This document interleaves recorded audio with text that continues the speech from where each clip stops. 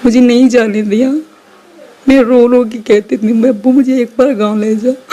9 साल मैं अपने गांव नहीं गई। जब अब्बू मर गए मैं तब अपने गांव गई। सबने, मेरी मौसियों ने, मामी ने, सबने आवाज उठाई कि ये तो काली थी, अब ये गांव नहीं आएगी। अगर ये गांव आएगी तो हम रीमा की जो शादी फिर से नहीं कराएंगे, हम अपने बेटे की कहीं और शादी कराएंगे। मेरी बहन रोई क्योंकि हमारी माँ नहीं थी। हमने इसलिए इतने दुख देखे। माँ का होना बहुत ज़रूरी होता है और ये चीज़ मैं आज कहती हूँ और यही वजह है मेरे बच्चे मेरे साथ है।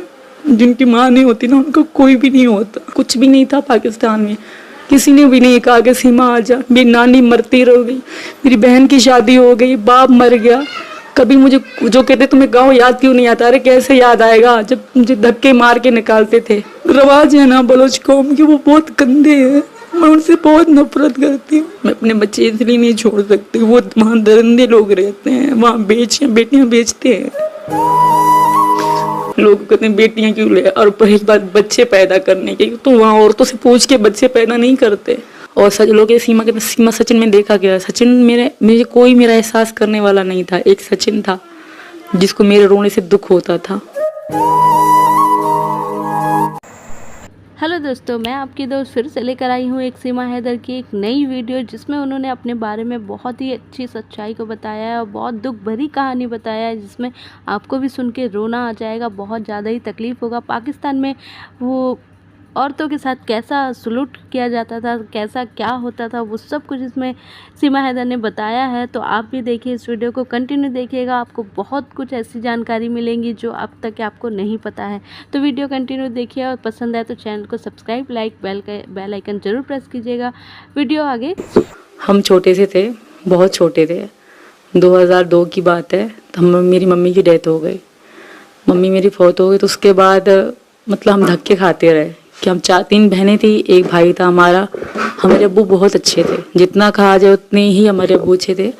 उन्होंने ही पाला, उन्होंने ही बड़ा किया, उन्होंने ही कपड़े धोए हमारे, बहुत प्यार से रखा। अब्बू दर्जी थे तब वो सिलाई करते थे।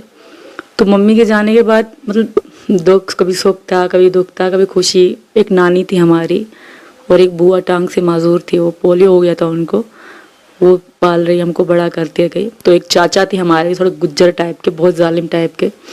तो वो ना गाना सुनने देते थे, ना कभी ऊंची आवाज में गाना गाओ या सर से चुन्नी हट गई तो बोलते नहीं थे, डायरेक्ट थप्पड़ मार देते कि ऐसे क्यों रह रहे हो।